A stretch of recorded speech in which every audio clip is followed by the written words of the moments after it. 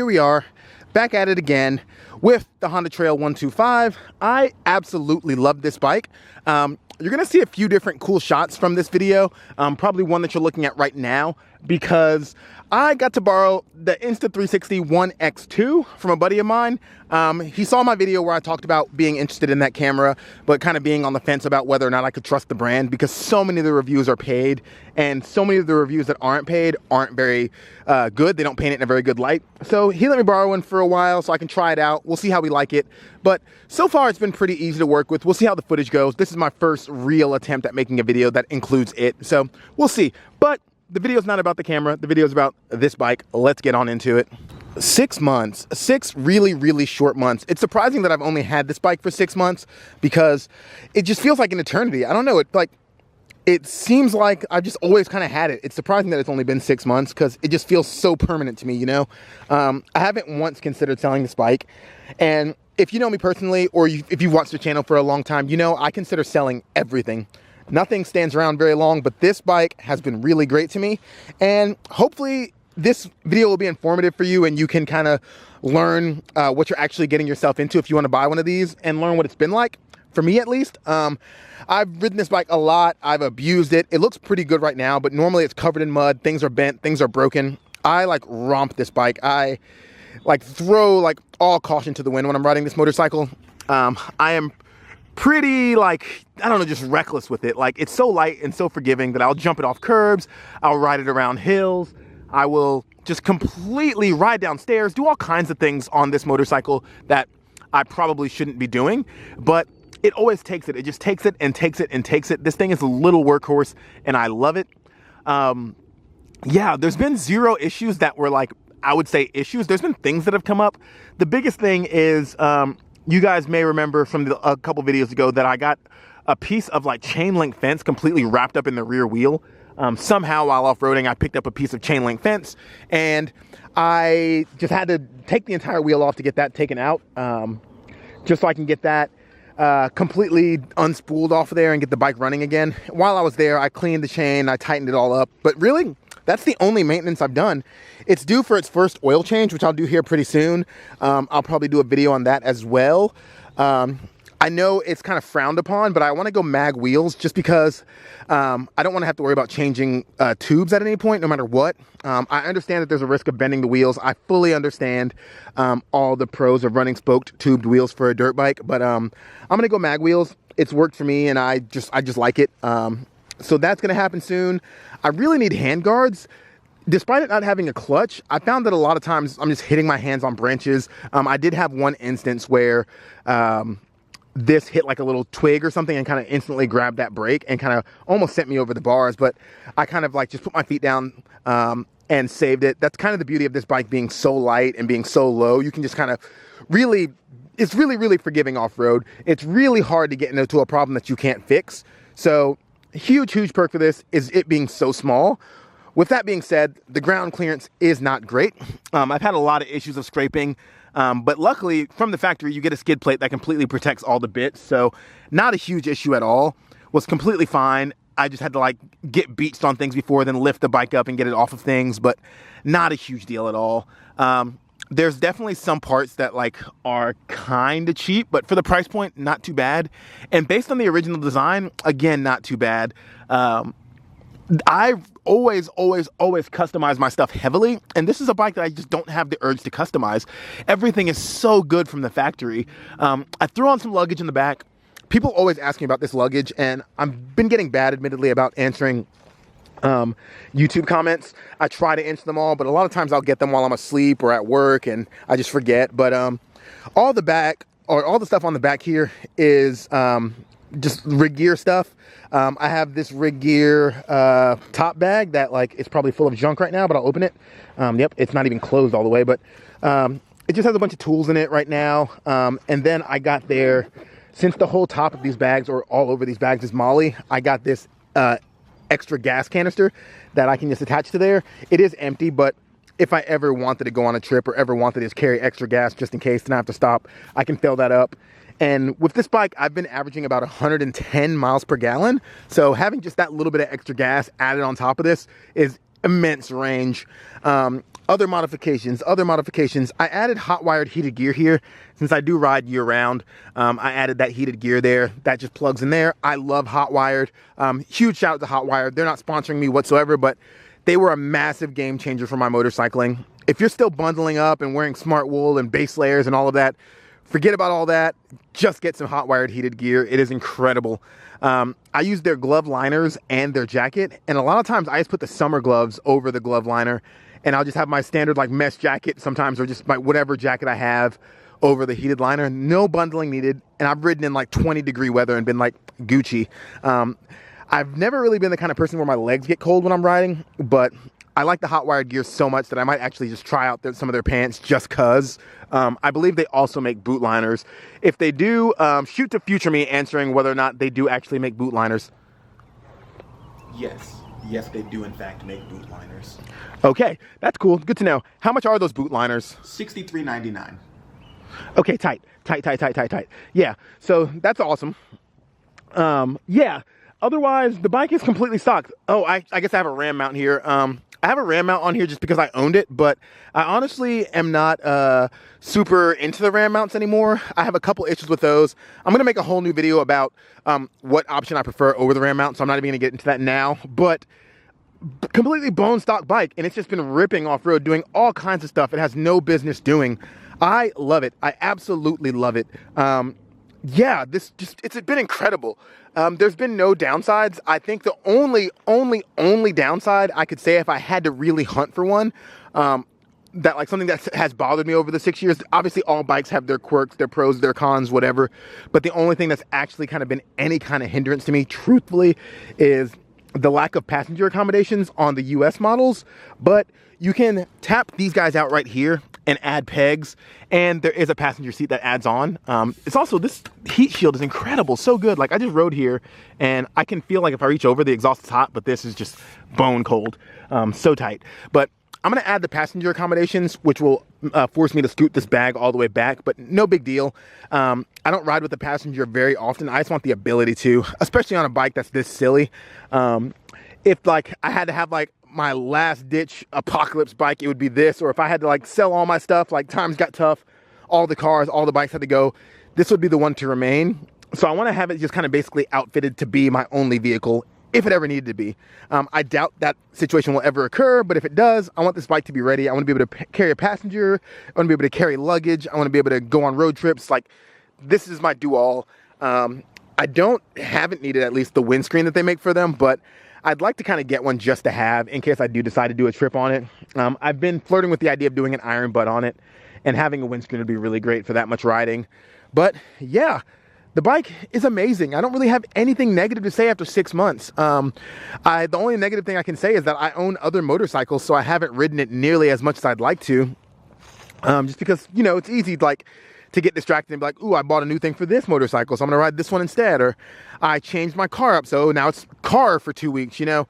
Part of me misses when I was younger, could only afford one bike, and I just spent all of my time on that vehicle because it was just like so much time spent like bonding with a vehicle, or just getting good at it, or learning all of its quirks, whatever, you know? Like, it's like a fond time in my memory when I only had one bike and I just like, it was my everything. Now I'm very, very lucky, blessed, spoiled, whichever one fits in line with your ideologies, to have lots of motorcycles, to have access to multiple cars, to have friends with lots of cars and motorcycles that I can borrow. I have no shortage of options whatsoever. And that is like a beautiful thing, but also it kind of like, I miss the old days sometimes. Not that I want to go back to the old days and being broke, but it had its perks, you know, it had its perks. One of the things I get asked all the time is how big I am in general, because people are concerned about being too big for this bike or too tall for this bike, and just generally it not fitting them well. I've also received some comments of people being like, this bike is too small, it's a kid's toy, why would a grown man get this motorcycle? All valid questions and valid comments, but I figured I might as well go ahead, get on the bike, show you what I look like when I'm on it, show you how it fits me. I am 5'11" I have a 32-inch inseam. I am devastatingly handsome, and I weigh about 192 pounds USDs. So this is what I look like on the bike. I'm gonna roll in some footage here of me kind of standing on it, sitting on it, on the stand, off the stand, all of that. Here we go. Okay, so this is how I fit on the bike. You can kind of see that I can clearly flat foot there. Standing up on the bike isn't super uncomfortable. There's some shots here of it on the center stand and off the center stand. So you can see the kind of the difference in overall like inseam when the bike has its suspension compressed versus when the stand is supporting it. I fit on the bike fine. I don't feel too big whatsoever. Again, I'm 5'11" with a 32-inch inseam, but my rider triangle is pretty solid. Reach to the bars is pretty solid. Standing up isn't horrible. I would like a little bit more lift on the bars for when I'm standing up, but overall, really good fit. Okay, another thing I am asked often is how much this bike costs to run. Basically, what is cost of ownership like? It's been worded a bunch of different ways, but generally people are concerned or curious what this bike cost me to run. And it's been honestly pretty easy over the last 6 months. Obviously, these numbers are going to vary based on your credit score, your age, and all of that kind of nonsense. But all these things that we use to measure each other that aren't actually real. But I originally financed this bike and then just paid it off soon after. But when I was financing it and making payments for the first 2 to 3 months, I suppose, I believe the payment was $68 or $78, and then I paid $34 a month for full coverage insurance on it. So about $100 a month is what the bill of it cost. Like I said earlier, I'm getting 110 miles per gallon and max doing 100 miles a month. So $4 in gas, I guess. So let's be like worst case scenario and say for $125 a month, you too can run this motorcycle. I've had zero mechanical issues that cost money. The couple things that I pointed out earlier, I just fixed myself, so that was $0. You could also fix them yourself by watching my video and learning how to do it. Solved. Yeah, tires have been fine. Everything has been fine. There's not very many fluids since it's air cooled. Everything is so simple that there's not much maintenance. The chain adjustment might run you some money. I imagine a shop can charge you like, I don't know, an hour of labor for that. But again, super easy to do. If you have questions about how to do it, I'll tell you. If not, watch my video. I answered it already. But yeah, it's really, really cheap to run. That's the answer to your question. Cheap motorcycle. The question I probably received the most is in regards to the top speed. People are constantly talking about how the bike doesn't have enough power, asking me what the top speed is, saying the top speed is too slow, just all these things that are in relation to how fast this motorcycle can go. And boop, the bike here is not a rocket ship. It's a really small engine. Everything is just pretty small, so it's, yeah, you're not going to win any races, but I can confirm that the bike is fast enough. For me, the top speed has been 58 miles an hour, and that was wide open. That's not cruising speed by any means. I would say if you're curious what you can do reliably at all times, 45 to 50 is true. That's realistic for me, at least at my weight. Again, about 192-ish pounds, 195 after a big meal. Yeah, the bike is quick enough for me around town. Obviously, I'm not taking it on the highway. In most of the US, the minimum displacement for the highway is 150 cc's. So obviously this isn't even big enough to legally do it, even if it could. But yeah, on all the surface streets I go on, generally 35, 40, 45 mile an hour roads, the bike has been fine. If I feel like I'm going too slow for conditions, I just get over to the right, or at least around my city, I know all the alternative routes to kind of stay off the big busy roads. But if I have to get on them, it's not an issue. And that's again with me at my weight on the streets here. People might drive a lot faster where you are, but they drive pretty fast in Atlanta, and I haven't had any issues. You may hit a steep incline and have to drop a gear to get the torque to get up it, but I think the power is enough. I've said it a million times, and I'll say it one more time. If I had to go down to one vehicle, it would be this. So clearly, I feel like it's enough. And I think unless you're trying to impress your friends with like how fast you are, it's probably enough for you too. The only downside to its power, I could say, is maybe if you ride with a bunch of big bike guys, you're going to want a big bike too, just so you can keep up and do the same things they're going to do. If they want to hop on the highway, you can too. But if you're just trying to get around all on your own, it's great. Or if you have friends that have like Vespas, vintage scooters, Groms, anything like that. You'll be great with them. So yeah, I think the power is enough. Okay, so I think when you're really talking about a motorcycle, the thing that a lot of people come down to is, what is its philosophy of use? Like, why do you want this motorcycle? Who is this motorcycle for? And I think this one checks the boxes for a lot of people. Really understated problem, and I will definitely say in America, but probably worldwide, is access to transportation. Lower income people have a hard time getting around. It's a problem that plagued my family when we were young. If you don't have a car, you can't go to the grocery store that might be better or nicer or whatever. If you're relying on public transit, it can be really expensive, it can be really slow, it can be hard to take a certain job if a bus line doesn't go there. If you don't even have public transit and you're relying on like Uber and Lyft, that gets really expensive really fast. If you live in a metro area where parking a car is really expensive, or even owning a car is really expensive, so you're relying on a bicycle, you can't have just whatever job because you're showing up sweaty in the summer, you're showing up freezing in the winter. It's not super utilitarian. There are some workarounds there, but all of these issues arise for a lot of people and keep them from living the best, or living life to the best of their ability. And I think the thing that's really understated about these mini motos is how they can solve that problem. Like I was saying earlier, this bike is so cheap to run, it's fairly cheap to acquire. Yes, when you factor in all the dealer fees, it can jump up there in price. It is about $5,000, at least it was for me when all of the nonsense the dealers were taxing on gets applied. But keep in mind, I bought it during the pandemic. I bought it while interest rates were really high, while motorcycle dealerships or car dealerships just taxing people because of chip shortages. Like, I bought this motorcycle at the worst time. The MSRP is about $3,800, so you can probably walk out just north of $4,000 if you're a better negotiator than I am, in a better market than I live in.